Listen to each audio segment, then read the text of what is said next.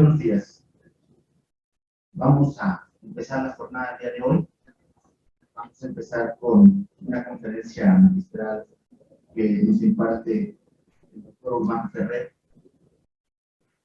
Recordar que hoy, viernes 28 de abril, la jornada estará dedicada precisamente a conmemorar el pensamiento del Benedicto XVI.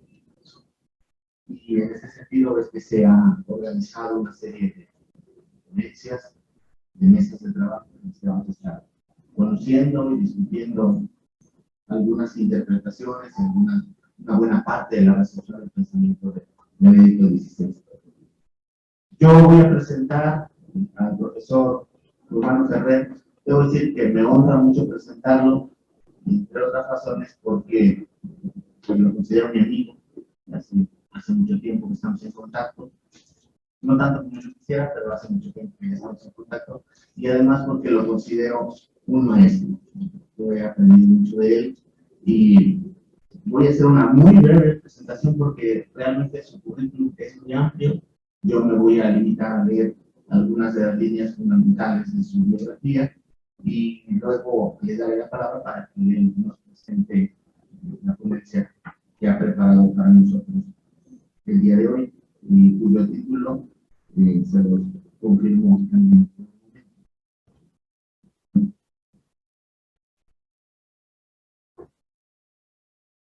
El profesor Urbano Ferrer ha sido catedrático de Filosofía Moral de la Universidad de Murcia y profesor visitante en las universidades de Dresde y Lublin. Su producción filosófica se centra en la fenomenología, con especial atención en el pensamiento de Wilhelm Husserl, Max Scheler, Wittgenstein, Hildebrand, Reiner, entre otros. También trabaja la teoría de la acción y en diversos estudios sobre la persona. Ha colaborado en varios proyectos de investigación sobre cuestiones de bioética. Es miembro de la Sociedad Española de Fenomenología, miembro fundador de la Asociación Española de Personalismo y pertenece a la Sociedad Española de Bioética. Recientemente en México publicó este libro que se llama ¿Qué significa ser persona?, que publicamos y editamos desde la editorial Lambda y que pronto vamos a organizar su presentación y, bueno, donde expone algunas de las líneas fundamentales de su pensamiento. Así que, bueno, le voy a dar la palabra al profesor y decir que la conferencia que él ha preparado para nosotros el día de hoy se titula, a menos que lo haya cambiado de último momento, El lugar de la esperanza en la obra de Ratzinger. Así que, profesor, tiene usted la palabra, tiene usted aproximadamente una hora para hacer su exposición y luego dejaremos un espacio para preguntas. En todo caso, lo que le quiero pedir es que tome usted su tiempo con toda la calma para exponer sus ideas. Le doy la palabra y yo quedo muy pendiente por acá. Muchas gracias, Rubén, por tu presentación. Se me oye, ¿no? Perfectamente bien. Perfectamente. Bueno, pues yo también les oigo. No es la primera vez que estoy en este foro. Me hubiera gustado haber estado presente allí, pero bueno, por limitaciones de las circunstancias, especialmente pues un poco de salud, no estoy bien, pero para el médico me ha desaconsejado que hiciera el viaje en avión. Y ya me es conocido algún público de esta universidad, Rubén Sánchez Muñoz, me ha acogido siempre con todo agrado y deferencia, y yo también me encontré muy a gusto la vez que estuve con ustedes y también las publicaciones que he podido hacer en las editoriales, especialmente me acuerdo de el profesor Roberto Caseres, con el que colaboré no hace mucho sobre el tema de la trascendencia. Conozco también a otros, Juan Pablo Aranda, que, bueno, lo mismo solamente tengo palabras de agradecimiento hacia él, profesor Benítez. Bueno, y ayer pues tuve el gran gusto de oír a Alejandro Vigo, viejo amigo, cuando estaba hace unos años en la Universidad de Navarra. Bien, otro motivo de satisfacción sin duda es el hablar sobre el pensamiento de Joseph Ratzinger, Benedicto XVI.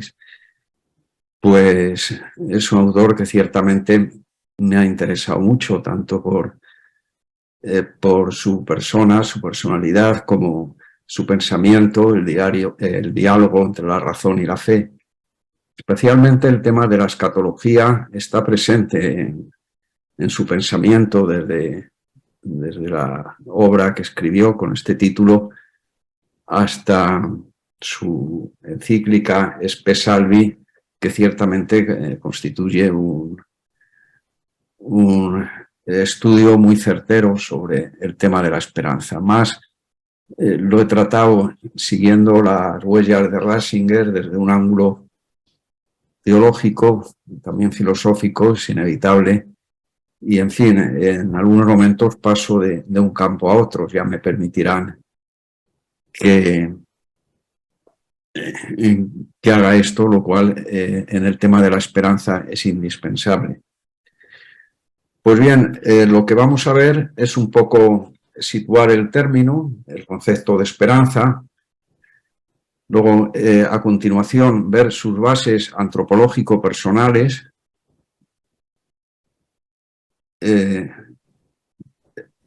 a continuación ver la relación tangencial de la esperanza con la historia, y aquí pues un poco de confrontación con las utopías y la teología política, en lo cual tengo que citar a Juan Pablo Aranda, que tiene cosas de bastante valor sobre esto. Y por último nos interrogamos por el enlace entre la esperanza y la vida eterna. A modo de conclusión voy a citar con frecuencia a Ratzinger. Y bueno, lo demás es exposición propia, una serie de síntesis que he ido realizando al hilo del tema y en la que he traído a colación a distintos autores contemporáneos. Empezamos entonces con algunas distinciones semánticas. El vocablo esperanza no plantea dudas especiales, todos lo entendemos. Sin embargo, tiene una pluralidad de connotaciones y matices que hacen preciso detenerse un poco en ellas. Voy a prescindir del vocablo elpis en griego, que no es exactamente lo que entendemos por esperanza, pero no voy a entrar ahora en ello. Fijándonos en la palabra, tal como la usamos en castellano, una primera bifurcación es entre el verbo transitivo esperar algo determinado y el estar esperanzado. A ello corresponde la diferencia que hay en español entre aguardar, esperar algo definido, y esperar, sin más, sin descartar, por otra parte, el uso frecuente de esperar para el primer significado. Son distinciones próximas las que hay en otras lenguas entre wait y hope en inglés, attendre y espérer en francés o erwarten y hoffen en alemán. Ambos verbos están imbricados a partir de la matriz común de la esperanza, ya que no se puede esperar en el sentido de aguardar algo sin la esperanza en que se alcanzará. Y no se puede estar esperanzado sin algo que no se posee, pero que se juzga asequible, lo que se espera. Por tanto, son verbos que tienen un tronco común, y es una diferencia poco más que de matiz. Una segunda diferencia reside entre esperar algo, como que llueva esta tarde, y esperar en alguien. Mientras en el primer caso hay un componente aleatorio, el segundo esperar comporta confianza o credibilidad en otra persona. Pero en ambas situaciones lo común es que el término del esperar es irreductible a toda previsión o grado de probabilidad con que se cuente. Paradójicamente, la esperanza se cumple o satisface en lo inesperado, en lo que se presenta al modo de un don o un obsequio. No se calcula previamente. En tercer lugar, aunque se diga a veces que se espera algo malo, con el significado de que se lo teme, en un sentido más restringido y propio, la esperanza es de signo positivo. Se dirige a lo que se tiene por bueno. La neutralización de este elemento valorativo es lo que propiamente llamamos espera o estar a la expectativa, como suspensión del elemento afirmativo, aspirando, no obstante, a transformarse en quien espera en la esperanza afirmativa o confiada. Por cierto, hay un libro, La Inentralgo, viejo libro que se ha editado sucesivamente sobre la espera y la esperanza. Ofrece, a mi modo de ver, la originalidad de que trata la esperanza como una virtud natural, como una virtud no solo teologal, que es como se la ha tratado clásicamente, sino también como una virtud en el sentido en que lo son pues las demás virtudes aristotélicas.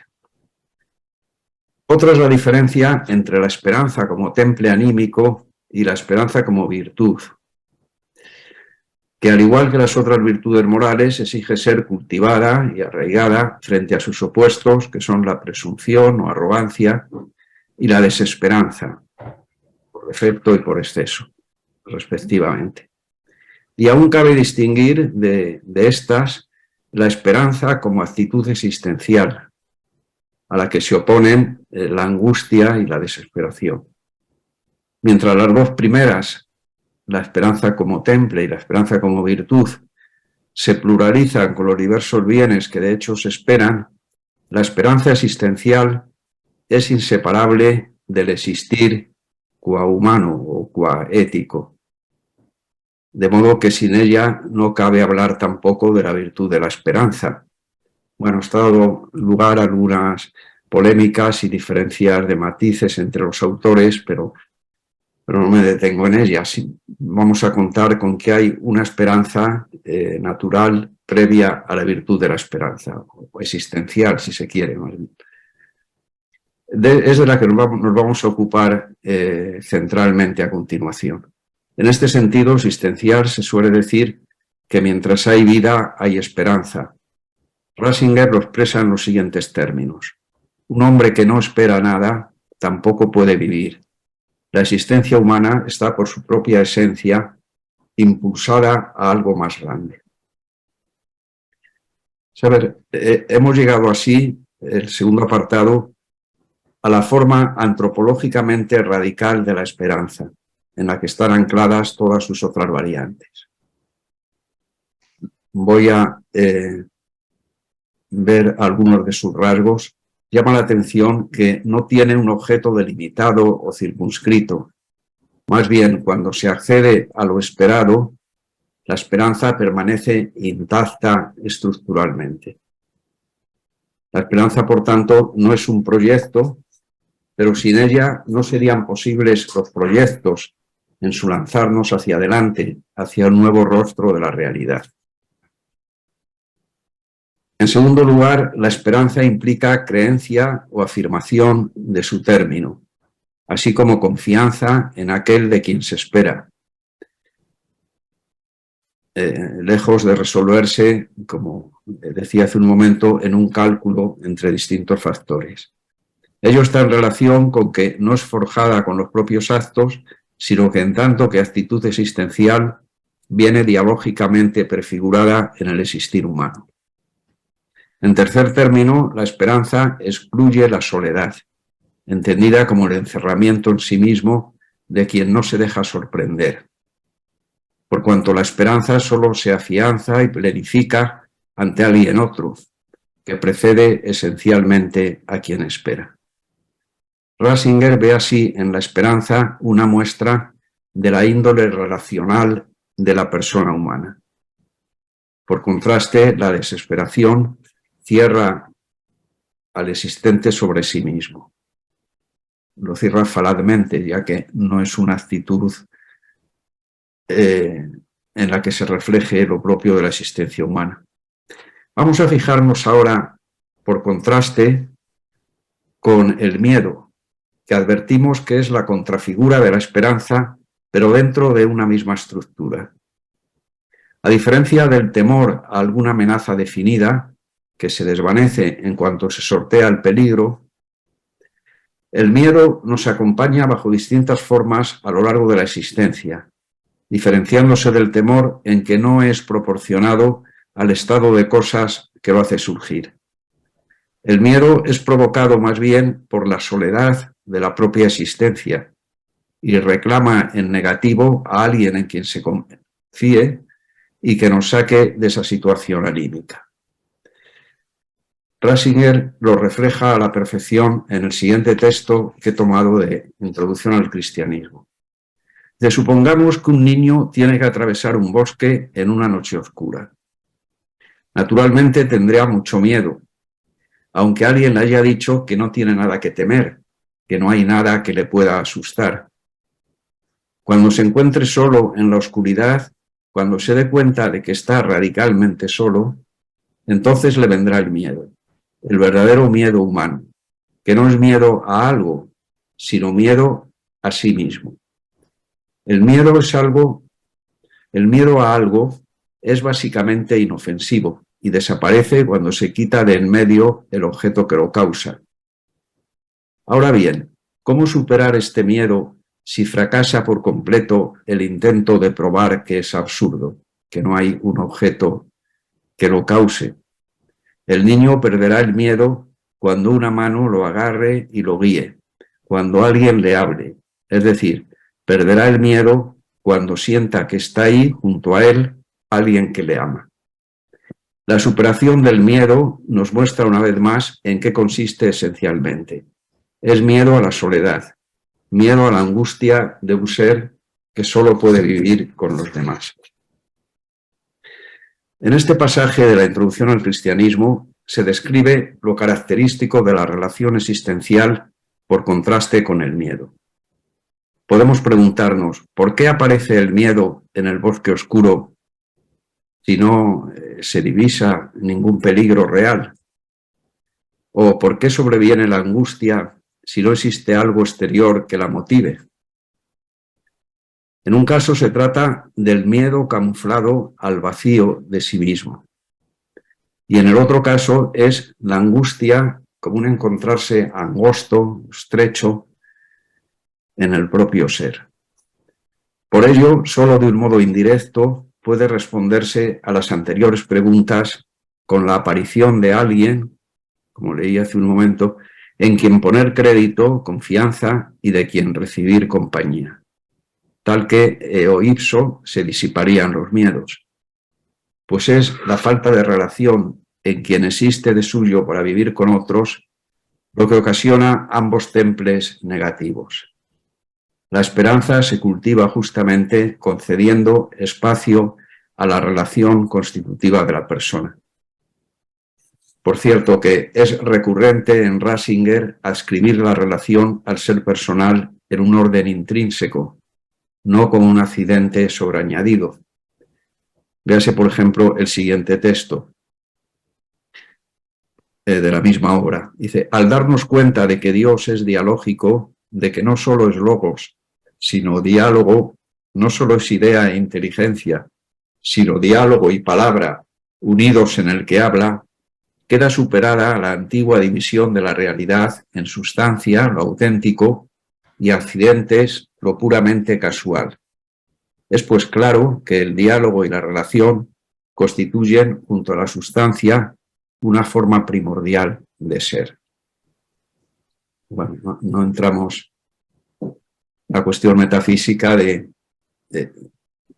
se suele llamar en los clásicos la relación trascendental, o sea, la relación que es constitutiva del ser. particularmente de la persona. Esta esperanza fundamental está subtendida a las esperanzas particulares en lo que tienen de proseguibles, y es la que las acredita en su legitimidad como formas de esperanza. Lo que no sucede, por ejemplo, en la esperanza del ladrón en obtener el botín, ¿no? Ahí se espera algo, el botín, sí, pero es una esperanza que no se basa en esa esperanza existencial radical, sino que es una esperanza inauténtica, no tiene como sustento la esperanza existencial del hombre. La distinción entre esperanzas auténticas sostenidas por la esperanza unitaria, radicalmente, antropológicamente radical, y las esperanzas inauténticas o vanas en sí mismas, la encontramos curiosamente en la ética tardía de Husserl, Späteethik, en textos como el siguiente. Dice, en la decadencia moral también puede la persona crear obras, vivir de hecho, vivir en la esperanza. Pero esta esperanza no es la verdadera, la bienaventurada, selige esperanza. El yo decadente vive en infeliz contradicción con su verdadero ser. Y las esperanzas tienen el carácter de impureza, inautenticidad, infelicidad, y así se manifiestan en la conciencia.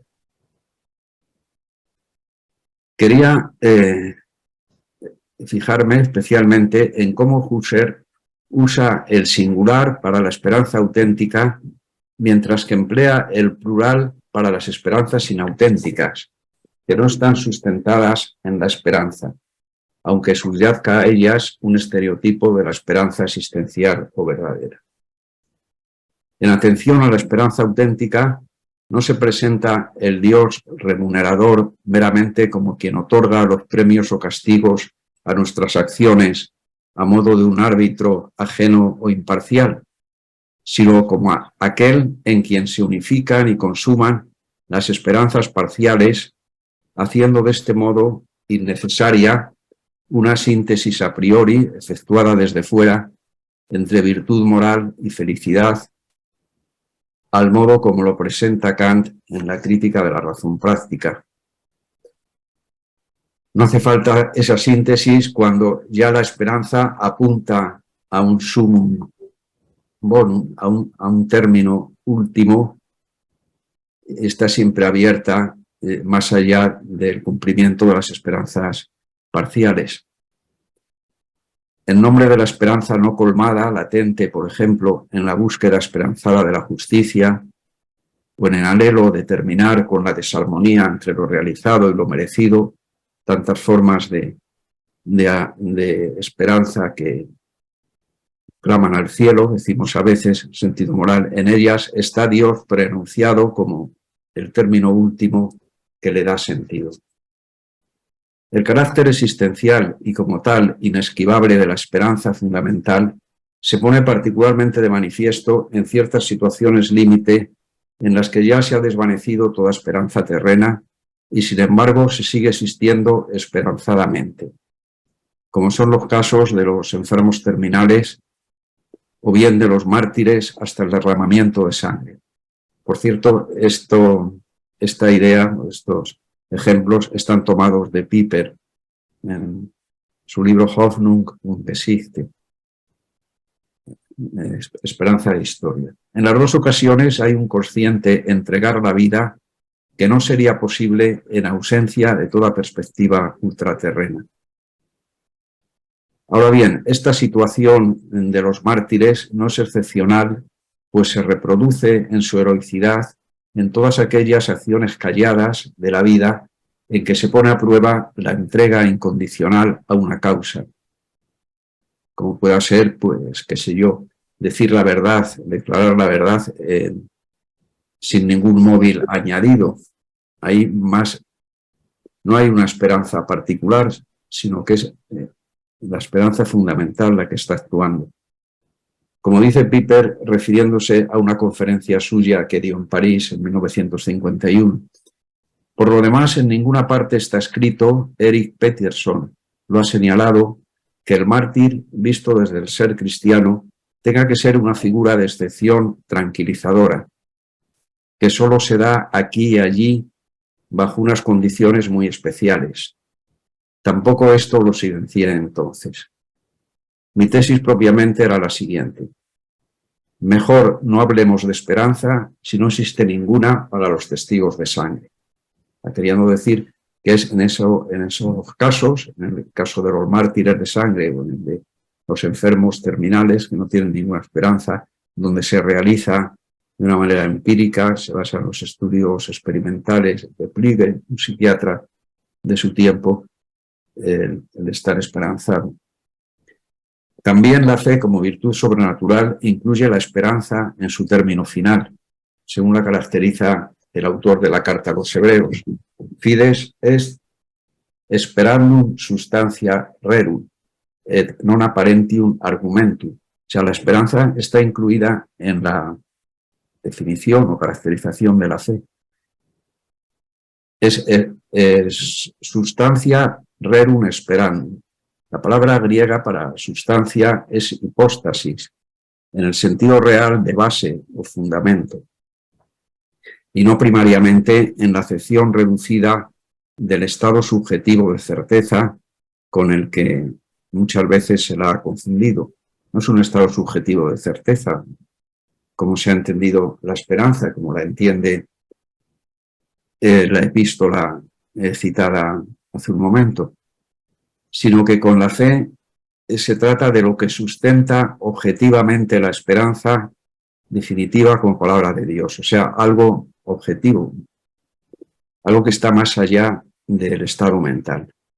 La fe, entendida en el sentido objetivo de aquello que se cree, está entroncada, pues, antropológicamente en la esperanza existencial, sin la cual la creencia de la fe se rebajaría al nivel más elemental del asentimiento firme, sí, pero fundado tan solo en un juicio o estimación propios. A este respecto hay un paralelismo entre esperanza y creencia-fe. Lo que es la creencia como base antropológica de la fe, podríamos decir que es la espera como base antropológica de la esperanza. En tanto que espera y creencia quedan del lado unilateralmente subjetivo. Pero ¿por qué se dice de una y otra que tienen un término personal que les antecede, siendo que este término es lo que las especifica correlativamente como objeto? O sea, ¿cómo se puede entender que el término de la esperanza preceda esencialmente a la esperanza misma?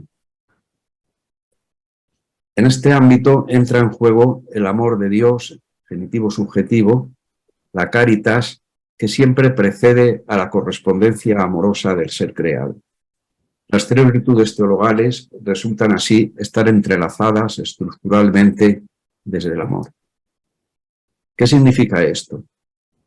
Advirtamos que el amor, considerado en sí mismo, no implica esperanza, salvo en el caso de que nos fijemos en él desde el elemento de deseo que contiene, basado en alguna carencia, y que como tal es el presupuesto de la fe y de la esperanza.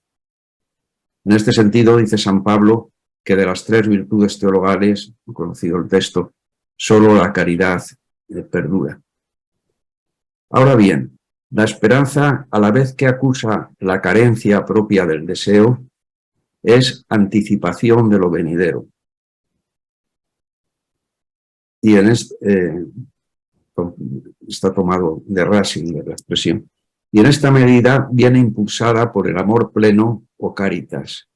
Algo análogo habría que decir de la fe, pero en nuestro contexto baste aludir a que en la medida en que la fe incluye a la esperanza en su descripción, tiene el mismo supuesto fundamental que ésta.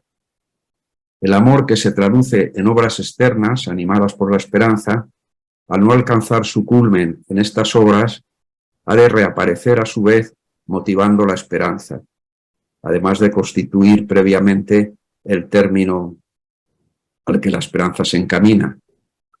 Pero ha de reaparecer motivando la esperanza para que no desista de su actuar en el mundo. En ello estriba lo que Ratzinger llama dinamismo de la esperanza, en correspondencia con el dinamismo amoroso del existir humano.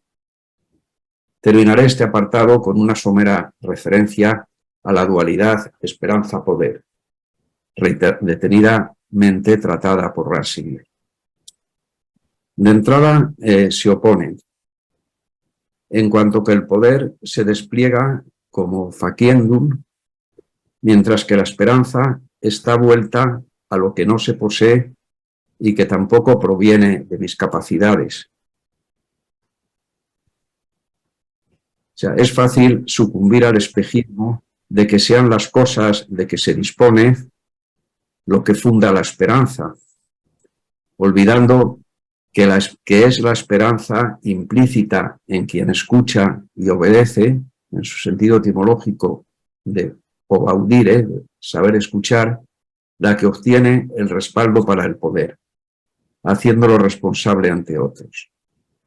Para que el poder de la esperanza se ejerza auténticamente, he de estar despojado de todo disponer de mí mismo y de los demás. Aquí nos vemos llevados a la teología. El levantamiento de Cristo y su poder atractivo sobre todas las cosas, todo lo atraeré hacia mí, se erige desde la cruz cuando ha entregado al Padre su voluntad y todo lo que tiene, y no en el poder mentiroso sobre el universo que le brinda el príncipe de este mundo desde un monte que no es el Calvario.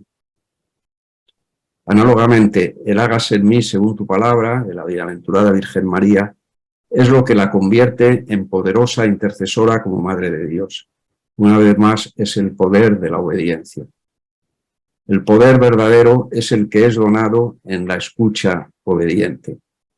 Con palabras de Ratzinger, se trata de un pleno poder que está detrás y que tiene el mando. Es un poder que proviene de una obediencia, un poder responsable y anclado en un orden interno. En el último apartado volveremos sobre esto a propósito de la vida eterna. Vamos a dar un giro a la exposición. Vamos a fijarnos, hasta aquí hemos abordado la esperanza en el plano de la existencia individual. Por principio es la única esperanza posible, ya que solo la persona es sujeto de la esperanza durante su vida terrena. Pero es frecuente en la Biblia atribuírsela al pueblo de Israel. Y en cuanto a aquello en lo que se espera, en el libro del Apocalipsis, se identifica su término, bien lejos de todo aislamiento, con la ciudad bien construida, la ciudad de sólidos fundamentos, cuyo constructor es el mismo Dios. Bueno, sobre esto hay bastantes pasajes, pero me limito a esta metáfora o a esta alusión a la ciudad. Y volviendo a Husserl, en su Ética tardía se encuentra la tesis de que yo puedo ser plenamente dichoso solo si puede serlo la humanidad como un todo. O sea que no es individualista la esperanza, sobre eso tendremos algo que decir a continuación. Si lo aplicamos restrictivamente a las condiciones existenciales propias, diríamos que mi propia dicha no es completa si no la puedo compartir en principio con quienes forman conmigo la comunidad de la humanidad como un todo. La humanidad es aquella comunidad a la que se pertenece por tener una destinación metafísica común con los otros hombres y mujeres. Con referencia al principio teológico de la humanidad como comunidad, véase el siguiente pasaje de Ratzinger, en la unidad de las naciones. El ser hombre de Jesucristo es, así lo podríamos decir, la divina caña de pescar que ha conseguido el único ser hombre de todos los hombres, y ahora lo eleva. De modo que todo el ser hombre de todos los hombres es introducido en la unidad del cuerpo de Cristo, del hombre Dios, lejos de la dispersión letal de la separación que se llama pecado. O sea, la humanidad forma una comunidad que se entiende como un cuerpo cuya cabeza es Cristo, y ahí están todos los hombres abarcados. Pero aquí se nos plantea un doble interrogante. Primero, la cuestión del sentido en que puede extenderse la esperanza a una comunidad humana, no solo a la humanidad como la comunidad de mayor magnitud, sino a todas las otras que se pueden integrar en ella, sean el matrimonio, la familia, la nación, el pueblo, el Estado, etc. El segundo interrogante es en qué aspectos aquello que se espera se cubre también con un bien que no es privativamente individual, lo cual haría de la esperanza una huida individualista de la comunidad terrena. Respecto a la primera cuestión, sin duda la esperanza va ligada a la historicidad propia de la persona y de las comunidades en que vive. De las comunidades puede decirse que son históricas en relación con el desarrollo del dominio de sentido que caracteriza a cada una. Aun siendo la persona el sujeto propio y último de la esperanza, puede trasladarse ésta a las distintas atribuciones que le corresponden a la persona en tanto que inserta en una u otra comunidad. Es decir, como miembro de una familia, como participante en una asociación, como ser humano, como perteneciente a una nación, etc. En este sentido se dice, por poner un ejemplo, traslaticiamente que África es el continente de la esperanza, o que la familia tiene más o menos futuro en tal o cual contexto. Las esperanzas auténticas en el hombre no lo son en abstracto para el hombre sin atributos, que diría Robert Musil, sino en el seno de una u otra comunidad. En este aspecto, Dios elige a Moisés en singular, pero a la vez en nombre del pueblo al que quiere llevar a la libertad desde la opresión de los egipcios. Segundo aspecto, o sea, por lo que hace a la inclusión en el objeto de la esperanza de un bien que no sea solo individual, se puede tomar como prevención frente al posible modo indicado antes de entender la esperanza en la salvación escatológica como un escapismo ante las responsabilidades seculares. De hecho, en la encíclica de Benedicto XVI, de Salvi, hay un apartado que se titula Individualismo de la esperanza, entre interrogantes. La separación absoluta entre el reino de Cristo e historia humana comporta la indiferencia axiológica ante el progreso histórico, instaurando un peligroso dualismo entre los dos ámbitos. Con palabras del Concilio Vaticano II, aunque hay que distinguir cuidadosamente progreso temporal y reino de Cristo, sin embargo, el primero, en cuanto puede contribuir a ordenar mejor la sociedad humana, interesa en gran medida al reino de Dios. Gaudium et Spes. Sigue diciendo el texto que bienes como la dignidad humana, la fraternidad entre los hombres, la libertad, no son ajenos a la ciudad celeste, sino que se recuperarán transfigurados. Pero vamos a examinar a continuación el extremo opuesto. O sea, no ya la separación total entre la esperanza y la ciudad terrena, la historia, sino lo llamado milenarismo, es decir, un presunto reflejo del reino de Dios en la historia, que se defendió en el siglo XII por Joaquín de Fiore. Según esta tesis, la historia sería el despliegue temporal de las relaciones trinitarias, correspondiendo el tiempo del Padre al Antiguo Testamento, el tiempo del Hijo al Nuevo Testamento, y su cumplimiento pleno llegaría a estar presidido por el Espíritu Santo cuando las relaciones entre los hombres fueran un calco del sermón de las bienaventuranzas. Bueno, esto es un ejemplo histórico, pero hay otros más recientes que datan de la teología política de nuestra época, desde que Carl Schmitt defendió en su teología política en 1922 que los conceptos políticos modernos están calcados de los dogmas teológicos. Así, el monarquismo del Estado absoluto tendría su origen en el monoteísmo. El estado de excepción estaría en correspondencia con los milagros debidos a la omnipotencia divina. O la fe en el progreso se entendería como una secularización del concepto teológico de providencia, etc. Si aplicamos el anterior esquema a la interpretación de la esperanza, es fácil concluir en la absorción de esta por la profecía, en la que el futuro ya está diseñado. Desde luego, la acción planificada, programada, no es adecuada ni suficiente para realizar la esperanza, porque suprime de ella su horizonte abierto e imprevisible, como tampoco lo es el acontecer intrahistórico, cuyas metas son siempre sobrepasables. La esperanza halla su lugar desde una situación histórica, sí, pero en dirección a una promesa escatológica que no cabe descifrar en términos tomados de la misma historia. En este orden es significativo que Cristo no responde a las preguntas de los discípulos sobre cuándo, en qué momento histórico se cumplirían los signos del final de los tiempos. En último término, se le sustrae a la historia su propia indeterminación constitutiva del todavía no, cuando se la pretende cerrar desde sus internas categorías infrahistóricas.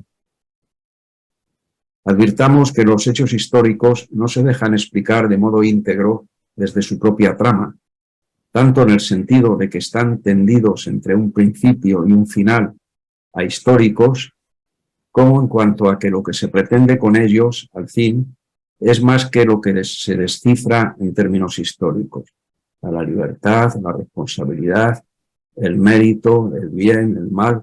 Se refieren a conceptos que se ejercitan dentro de la historia, pero ellos mismos no son integrables históricamente, puesto que el venir de y el dirigirse a, como supuestos del acontecer histórico, comportan un cierto no ser en quien es el sujeto de la historia.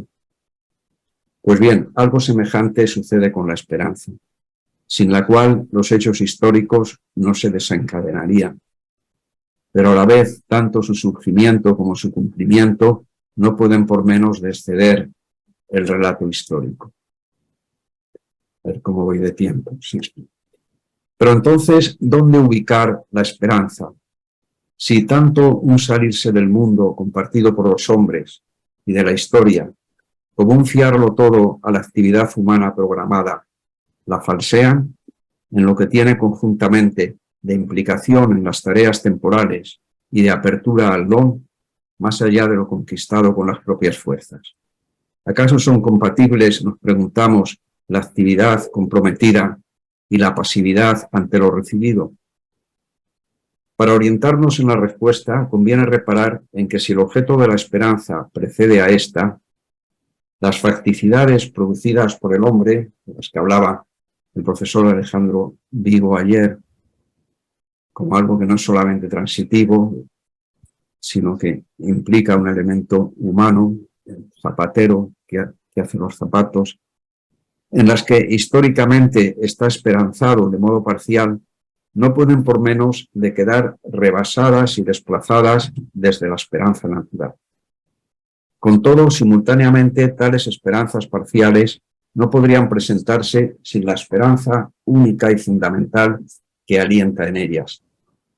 Pero no solo las esperanzas limitadas o parciales, sino que todas las realidades provistas de sentido perderían su índice ético y, por tanto, su sentido sin su animación por la esperanza.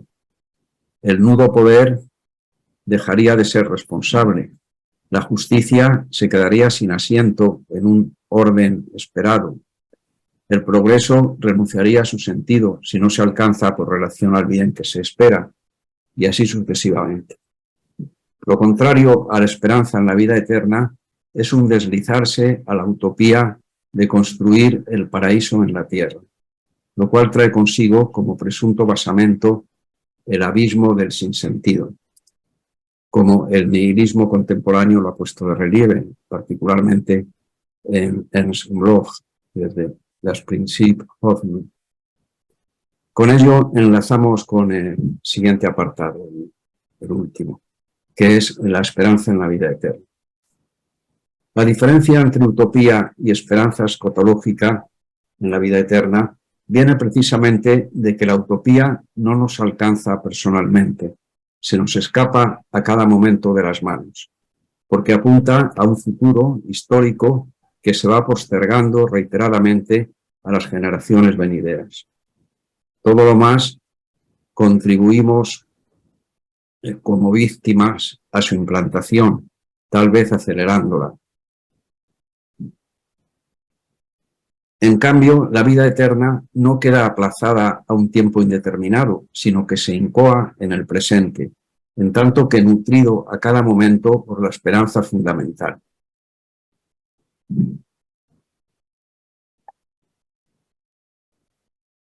Es un permanecer en el amor que se extiende sin término y se agranda de continuo. La esperanza no parte de cero, porque el amor que la sustenta no tiene principio ni fin.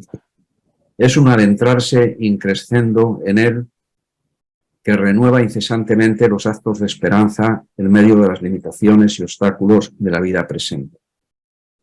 Tampoco se acumulan las esperanzas parciales hasta llegar a componer la esperanza unitaria, sino que a la inversa, las esperanzas parciales son declinaciones superadas cuando se las alcanza de la única esperanza que aspira a ser colmada y de la que se nutre todo poder legítimo.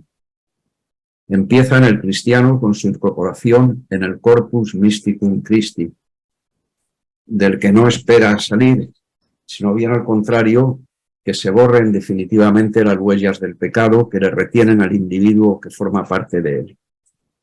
Es por lo que no cabe una esperanza individualista o egoísta, como la que antes fingíamos a modo de réplica, por cuanto la comunión en el corpus mysticum Christi incluye por principio a los demás conjuntamente como miembros, para decirlo con Ratzinger, sobre la fe cristiana en la vida eterna. El reino de Dios está mucho más cerca que los frutos de tántalo de la utopía, porque no es ningún futuro cosmológico, ningún más tarde en el tiempo, sino que describe lo completamente distinto a todo tiempo, que precisamente por ello se puede introducir en el tiempo, asumido por completo en sí mismo y hacerlo puro presente. La vida eterna que comienza aquí y ahora en la comunión con Dios, rasga este aquí y ahora y lo abre al terreno de lo que nos es propio, y ya no será dividido por el fluir del tiempo. Entonces, la observación antes citada de Husserl de que puedo ser plenamente dichoso solo si la humanidad puede serlo como un todo, es ahora y en este contexto de la comunión de los santos donde tiene cabida. De hecho, Husserl en algún momento se refiere al dogma cristiano de la comunión de los santos. La humanidad como un todo es real, no como un conjunto o colectivo de individuos, sino que se realiza en todos y cada uno de sus miembros en comunión. Desde esta consideración de la humanidad como comunidad unificada, no tiene sentido un poder que divida a los hombres y a los pueblos, al modo de los dioses protectores de las tribus o de las naciones en las civilizaciones antiguas. La unidad de la comunión humana como corpus se aglutina en torno a la única cabeza que es el Dios encarnado, por el cual reinan los reyes y que no enfrenta a unas naciones con otras, ni defiende a un territorio de los eventuales ataques de los otros. El nombre del Dios cristiano, advierte Ratzinger, no va asociado a una raza ni a un locus determinado, como ocurría con las divinidades paganas. No es el Dios de los mares, la tierra, sino que no tiene un lugar. Veamos una nueva cita de Husserl a propósito de la comunidad ética. No sé si es un tanto forzado de traer aquí a Husserl, pero se advierten ciertas coincidencias. Dice, todo sujeto personal es sujeto ético y tiene como tal un universo de valores y disvalores éticos. Pero este universo ético no es un asunto privado. Todos estos universos están en la comunidad humana, referidos unos a otros, y forman una única conexión universal. Lo que Husserl dice a propósito de los valores éticos, de que no constituyen un fuero privado, segregado de la vida pública, puede trasladarse a los valores del reino de Dios. a los que encamina la esperanza de raigambre cristiano.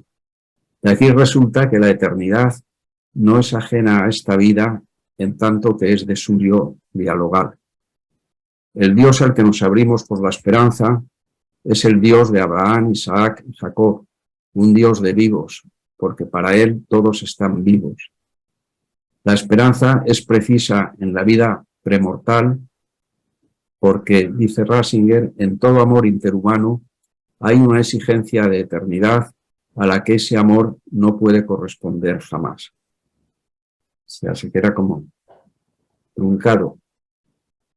Parece resonar aquí el pensamiento de Gabriel Marcel de que amar a alguien en el tiempo es decirle, tú no morirás esperanzadamente. El Corpus Christi Mysticum es de este modo el tercero que hace de enlace entre vida temporal y vida eterna, para decirlo con Ratzinger, patología.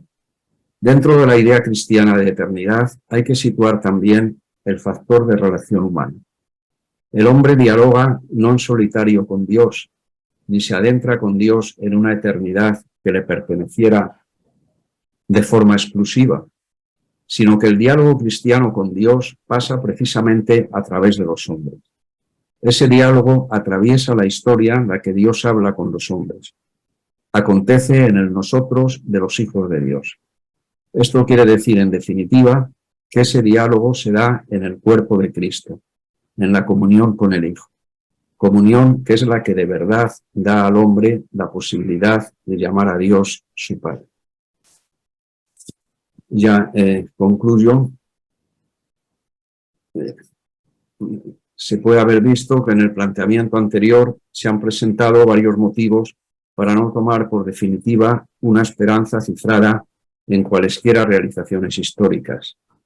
El Imperio Romano, una vez cristianizado por Constantino, y más tarde en el siglo IX, el renacimiento del Sacro Imperio Romano Germánico con Carlomagno, fueron épocas en las que prevaleció el optimismo histórico esperanzado respecto del esplendor del reino de Dios en la tierra bajo el régimen de la cristiandad.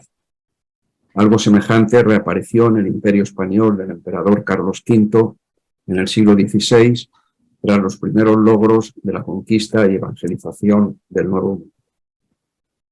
Pero en la medida en que iban de la mano de empresas políticas, estuvieron marcados estos intentos por el signo de la caducidad que llevó a Agustín de Hipona a contraponer la ciudad de Dios y la ciudad terrena, coincidiendo con los epígonos de la Roma imperial, del poeta Prudencio y otros. Una nueva versión de optimismo fue la confianza ilimitada en el progreso de la humanidad hacia lo mejor, por la que se decantó la Ilustración, ahora en un clima de secularización de las raíces teológicas que habían motivado los ensayos previos. También esta nueva forma de esperanza histórica terminó en el régimen del terror, y los altos ideales por los que se rigió se extinguieron a finales del siglo XIX con las revoluciones anarquista y marxista-leninista. ¿Por qué se malograron los esfuerzos y esperanzas de generaciones? A la luz de lo aquí esbozado, podemos decir que faltó depurar el a priori de la esperanza de lastres, de ambiciones terrenas y conflictos políticos. Y en los últimos intentos ilustrados se pretendió un estado de cosas ideal sin un principio adecuado en el que radicar el progreso. ¿Acaso podía surgir el progreso moral de la humanidad a partir de los adelantos técnicos, con la ambigüedad ética que siempre los acompaña? Ratzinger evidencia que el reino de Dios crece en el tiempo como el desarrollo inadvertido de la semilla de la parábola evangélica, sin hacerlo depender de las contingencias históricas y sin hipotecarlo a ellas en las épocas de bonanza. También el extremo contrario del pesimismo que acompaña a la llegada del anticristo ha tenido distintas expresiones históricas, las más trágicas en los tiempos contemporáneos de los gulags, Hiroshima, campos de exterminio nazis, renuentes a toda esperanza interna a la historia. Esta eventualidad de una destrucción final de la humanidad, acelerada por los productos técnicos humanos, ha sido expuesta literariamente bajo el género de las antiutopías, como El rinoceronte de Ionesco, El mundo feliz de Aldous Huxley o 1984 de George Orwell. Tendría su paralelo en lo que representa la muerte para la esperanza a nivel individual. O sea, chocan individualmente la muerte, en la muerte nos espera, lo que choca contra toda esperanza. Igualmente, las restricciones del género humano en el orden de la historia serán de bruces con la esperanza. Pero tales poderes destructores no son capaces de aniquilar la esperanza, según se ha argumentado más arriba. La esperanza apunta naturalmente a lo que ya en el tiempo sobrepasa la historia. La redención de la humanidad no tiene lugar a espaldas de la creación divina. Si esta, la creación, sortea la nada absoluta que acecha a la temporalidad histórica y a la temporalidad biográfica de los individuos, la primera restaura definitivamente a la humanidad caída y da opción a cada uno de los seres humanos para que se incorporen en esperanza a la humanidad salvada de los lastres históricos heredados.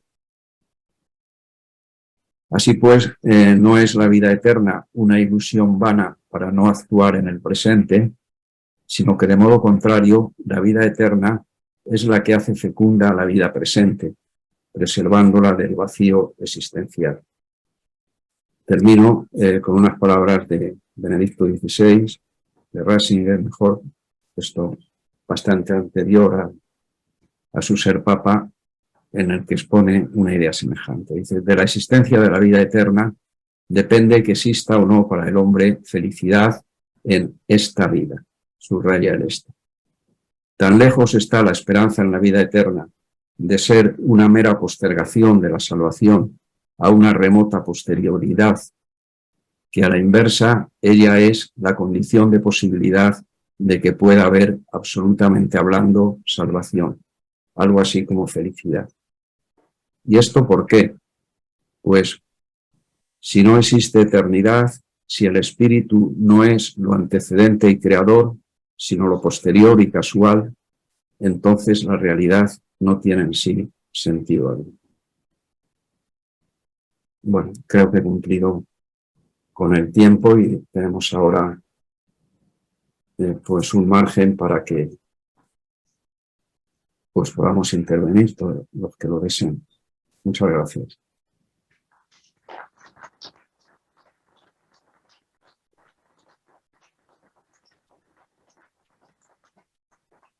Gracias a usted, profesor Juan Ferrer, por la excelente conferencia que nos ha impartido. Gracias también por los tiempos y porque afortunadamente pudo exponer sus ideas de manera completa. No tuvo que cortar su ensayo.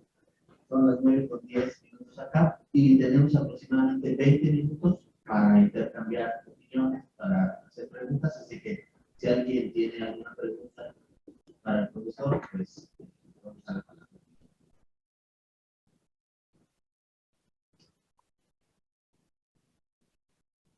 Preguntas, comentarios. Cualquier una pregunta, profesor. Gracias, profesor Juan Ferrer, muchas gracias por la conferencia. Es una pregunta que se debe a mi ignorancia. Yo no entendí por qué Husserl no dice que el ser humano individual no puede ser feliz a menos que los demás sean felices. Es lo que yo entendí usted dijo sobre Husserl, pero no entiendo por qué dice eso. Yo creo que era el menor de sus hermanos o algo así, tenía la responsabilidad psicológica, o ¿por qué Husserl dice eso? Sí. Gracias.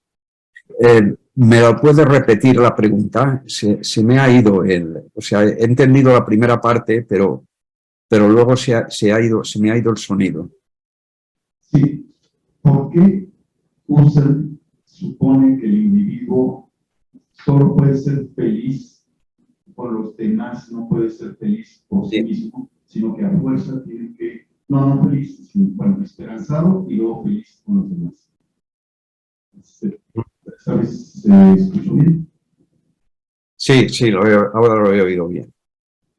Bueno, pues esto aparece, está trabajando en los últimos meses en la traducción de el volumen 42 de la Husserliana, que cuestiones límite de la fenomenología. Y entre ellas, pues se plantea, hay un ensayo bastante largo, vamos, no son lecciones, sino que son manuscritos, Spete Ethik, de los años de Freiburgo. Y entonces él retoma la idea de,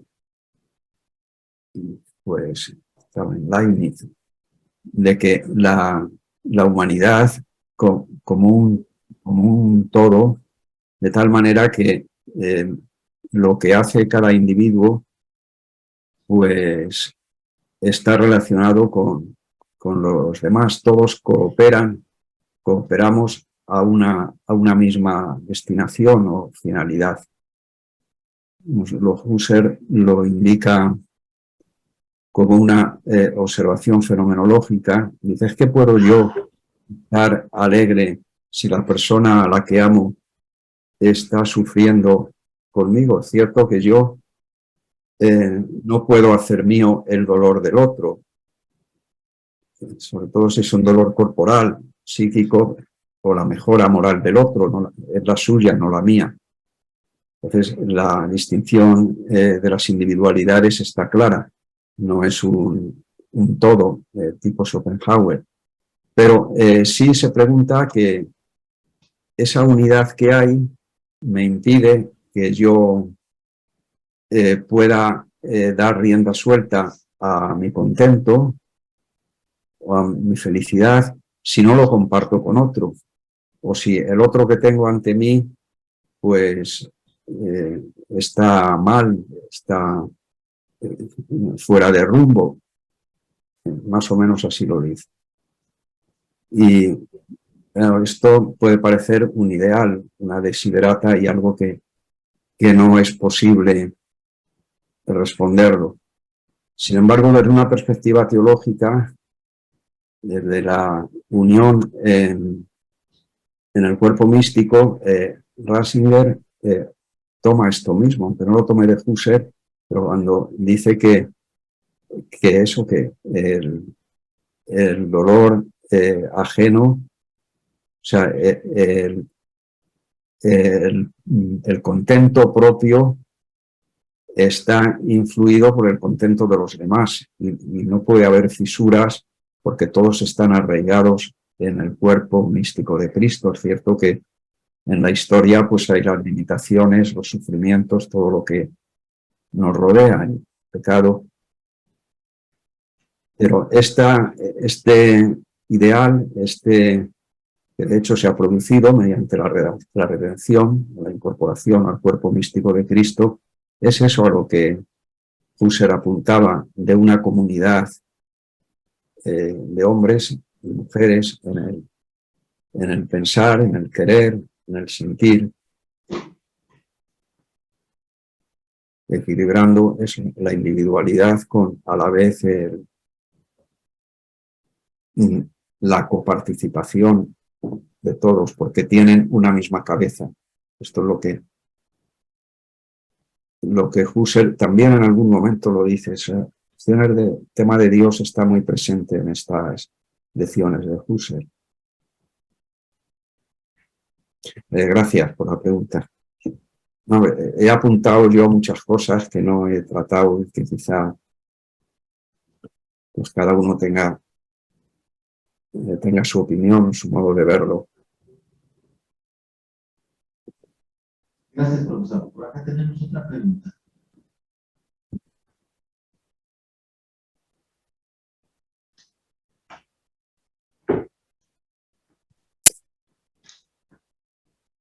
Bueno, pensando un poco en entornos de mucha desesperanza y también incluso de ateísmo y posturas quizá contrarias al descubrimiento de esa mano en el niño, en esta imagen que nos proponía del niño que busca la mano para solventar su miedo, hay algunas líneas como de recuperar o promover la esperanza que pueda dar este marco teórico que nos plantea, por ejemplo, los filósofos que han mencionado, de cómo promover la esperanza en entornos o en comunidades o en individuos que están en esta situación de ateísmo, de no encontrar en el gran otro pues esa mano.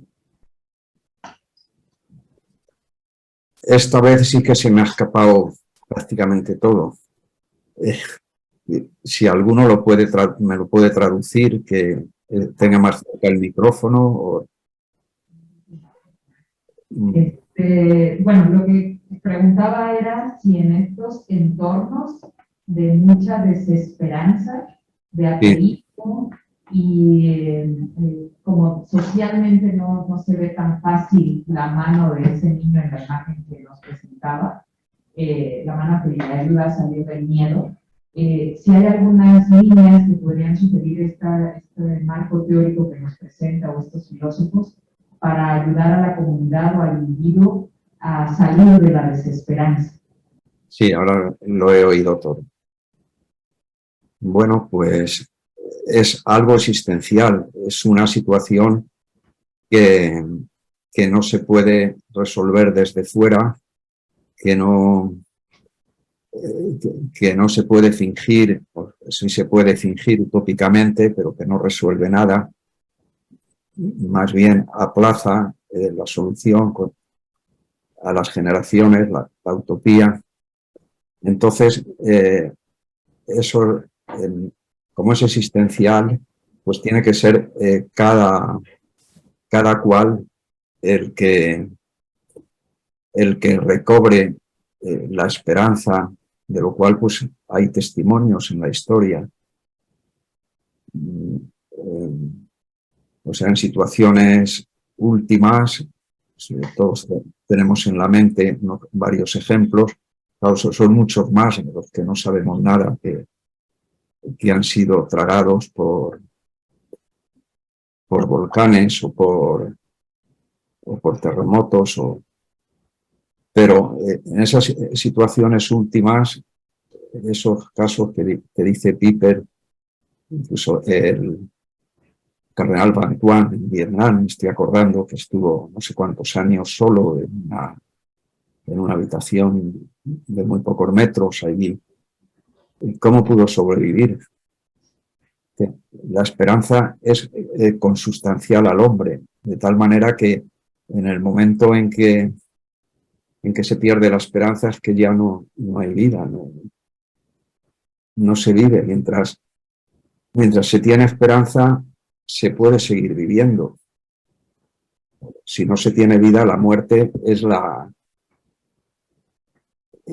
el acabose de la esperanza, es la destrucción.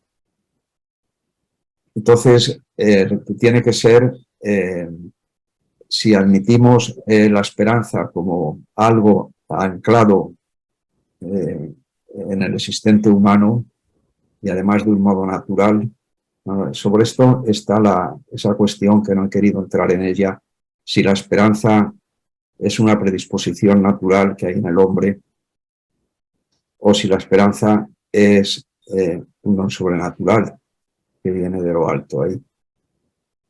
Y desde el momento en que presupone el amor, pues parece que alguien tenemos que tener ante la mente alguien que sea el que nos infunda la esperanza.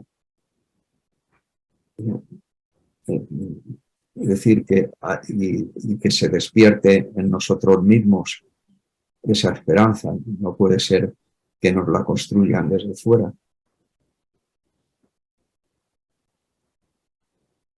Bueno, es un tema más para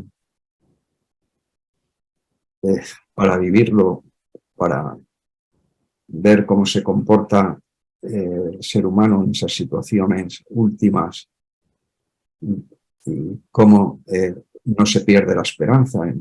Recordando el otro caso, el de que para el profesor Rubén es muy querido, el de Edith Stein. En los últimos momentos, cuando iba al campo de concentración, pues iba animando a las personas que iban con ella, iba infundiendo esperanza a los demás. Pero siempre también queda la libertad de, o sea, el hacerse dúctil a eso que se le quiere comunicar o la actitud de desesperanza. No hay término medio, la actitud de desesperación. Pero la esperanza es posible. Creo que siempre es posible. Ahora, nosotros, quizá ninguno de los que estamos aquí nos hemos visto en una situación límite.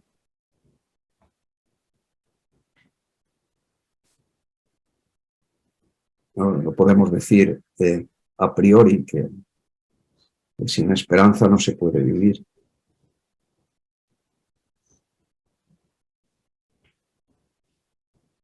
Gracias, profesor. ¿Alguien más tiene una pregunta, un comentario? Todavía tenemos algunos minutos. Sí, profesor Alejandro Vigo tiene. Buenos días o buenas tardes, David Urbano. Aprovecho la ocasión para saludarte, ya que me has mencionado. Quería hacerte una sola pregunta, porque has dicho que no querías entrar en el asunto del concepto griego de esperanza, el PIS, y que no te parece que coincida exactamente con el concepto de esperanza que has tratado. ¿Podrías hacer algún alcance sobre ese punto que dejaste sin tocar? Bueno, seguramente que sobre esto lo puedes explicar mejor, Alejandro. Yo lo que veo es que el retorno de todo el pensamiento cósmico que está predominante en el mundo griego, pues impide que haya una esperanza abierta. Esto quizás sea sobre la historia, reflexiona un poco. Aristóteles dice que la poesía está por encima de la historia. Yo no sé en qué medida el conocimiento por sí solo puede fundar la esperanza, que es el ideal más alto en Aristóteles. Claro, ayer decías, Alejandro, que estaba la amistad, el otro yo. Entonces, en un contexto de amistad lo entiendo mejor. Pero una esperanza en la que se va repitiendo cíclicamente el cosmos y la trascendencia, pues no tiene ningún puente con el mundo de los hombres, pues no veo cómo una esperanza existencial puede darse. No sé, segura. Dinos lo que digo, Alejandro, lo que...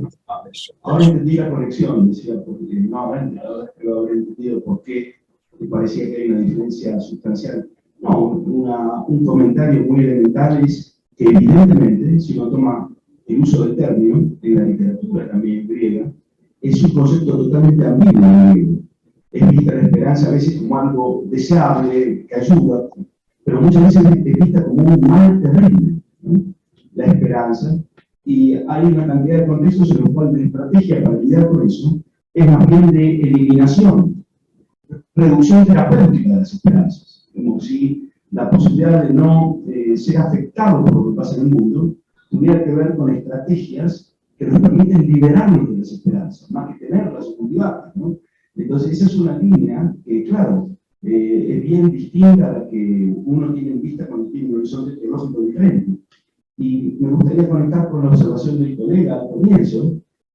Cuando uno ve en la teoría de la felicidad antigua, esto es como Husserl dice, ¿no? Que uno no puede esperar ser feliz de todos y los demás también no lo son, ¿no? Y que en ese caso la felicidad es individual, pero tiene una inserción comunitaria que es estructural. Si uno toma las primeras reglas de la felicidad, ese problema se ha visto también, pero se lo ha tratado de manera reductiva, a través del concepto de autosuficiencia. Por ejemplo, Aristóteles, recordarás que la ética dice que si uno incorpora a todos los demás en la autosuficiencia de la felicidad, entonces la felicidad es imposible.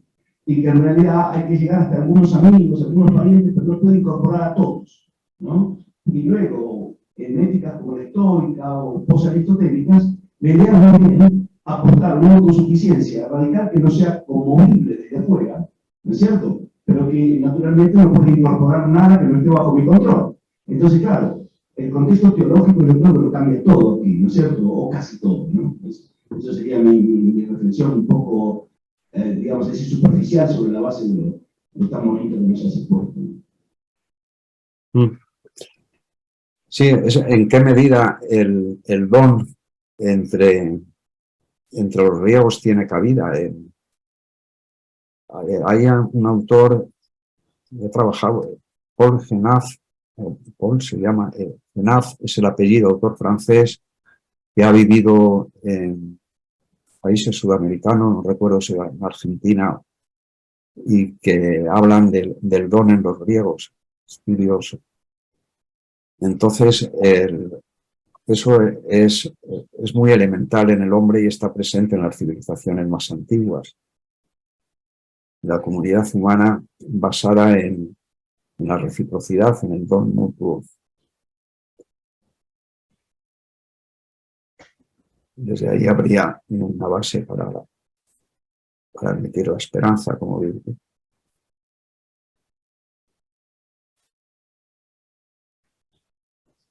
Muy bien, pues con esto concluimos esta conferencia. Muchas gracias, profesor Urbano Ferrer, por participar y colaborar con nosotros. Siempre nos entrega excelentes conferencias, nos deja mucha tarea por delante. Un gusto verlo, ver que se encuentra bien. Un saludo, un abrazo muy fuerte, extensivo a su esposa. Y una vez más, gracias por acompañarnos en estas jornadas.